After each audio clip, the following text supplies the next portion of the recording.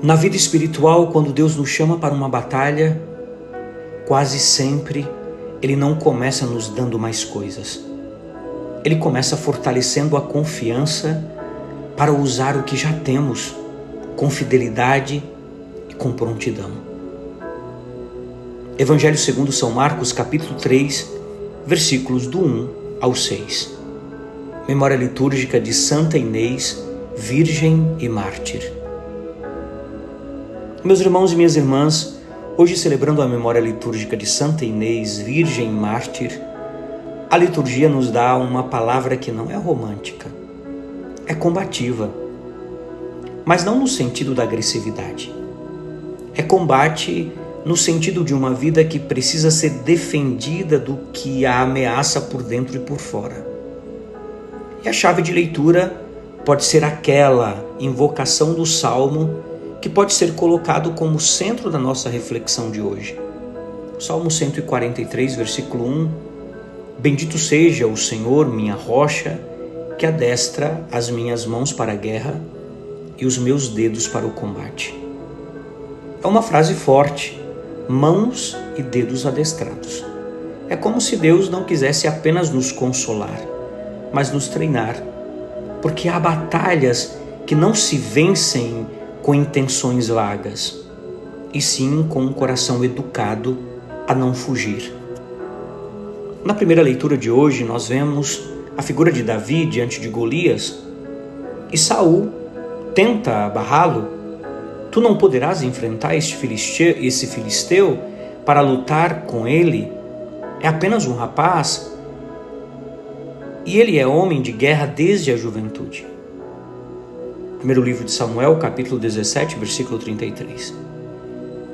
É a lógica que mede tudo pela força visível, pela estatura, pelo currículo.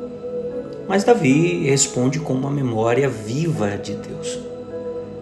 O Senhor que me livrou das garras do leão e das garras do urso, me livrará também das mãos desse filisteu. 1 Samuel, capítulo 17, versículo 37.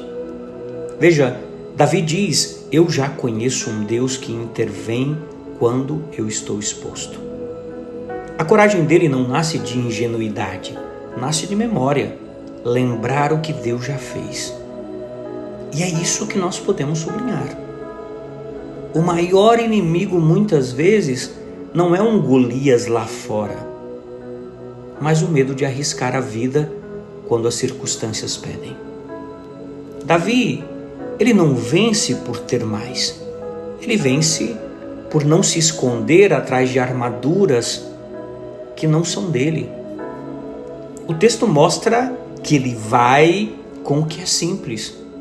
Tomou o seu bastão, escolheu 5 pedras lisas do riacho e com a funda na mão avançou.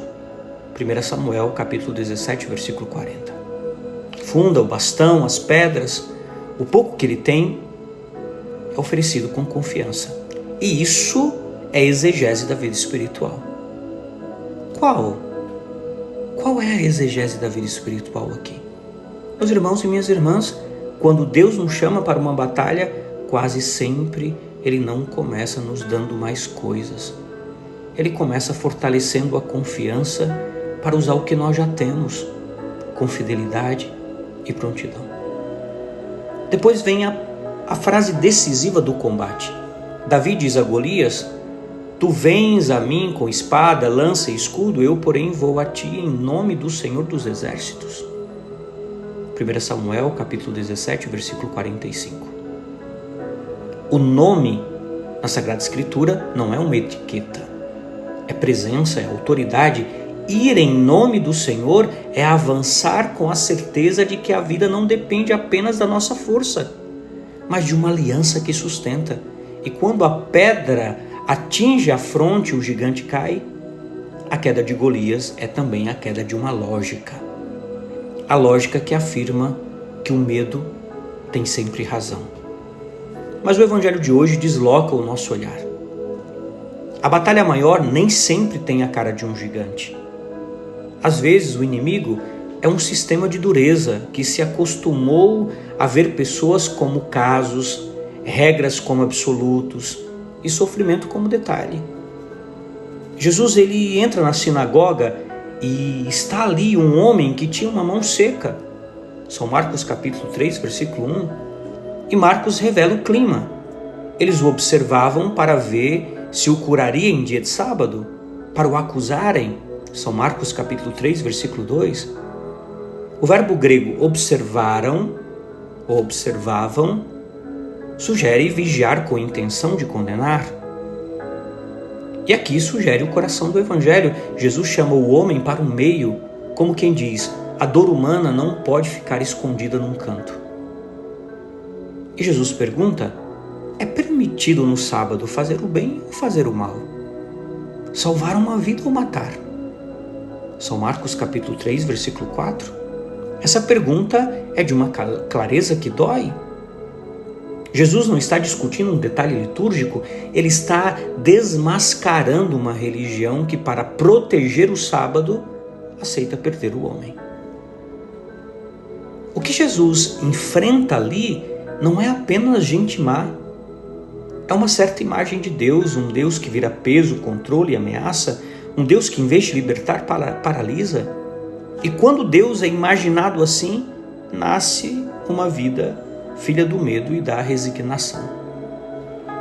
Meus irmãos e minhas irmãs, no Evangelho de hoje, São Marcos diz que Jesus olhou ao seu redor com indignação, entristecido pela dureza de seus corações. São Marcos capítulo 3, versículo 5. Aqui aparece um termo-chave, dureza, que em grego é porosis. Porosis é uma espécie de calo interior, um coração que perdeu sensibilidade. É terrível. Não é só erro, é insensibilidade. É diante disso que Jesus faz um gesto tão simples que parece pequeno, mas é explosivo. Ele disse ao homem, estende a mão, e ele a estendeu, e a mão ficou curada. São Marcos capítulo 3, versículo 5.